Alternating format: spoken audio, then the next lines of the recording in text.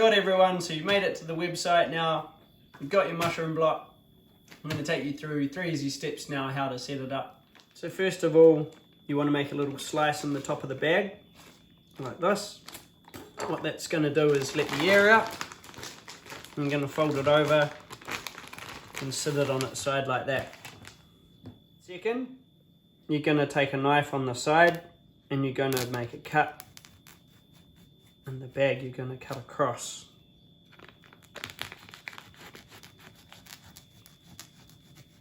Like so. Okay, so step 3 is you want to find a good place to grow your mushrooms. So you need 3 main things for your mushrooms to grow well. One is that it needs to be out of direct sunlight. You do want sunlight though, as these mushrooms are photosensitive.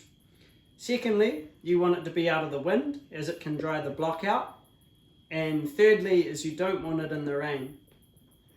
On top of that, you're also going to want to find somewhere where, because these mushrooms make a bit of a mess, it's either easy to clean up or it's somewhere where you're okay at making a mess. So whether it's in your garage or a firewood shed or a second bathroom which you don't use, you can put it in the bath or something like that. Those are all good places to put it. You can keep it in your kitchen as well, but at least to get it started, but you might want to move it when the mushrooms start to mature. So just a little bit of maintenance for your block. Once you've got it in a place that you're happy with, you might want to mist it on the dry days just to keep the surface of the block moist while the mushrooms are starting to form.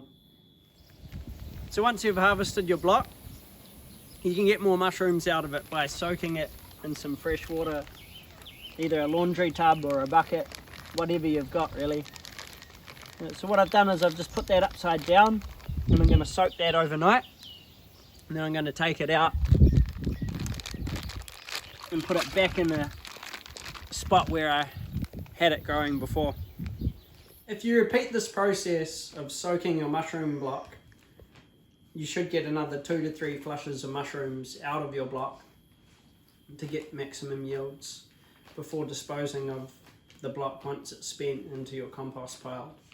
If you need any extra information, we've got it down below in the PDF specific to the type of mushroom block that you've got, the temperature parameters, the humidity parameters, all of that, if you want to take your mushroom growing to the next level. And with that, happy mushroom growing everyone.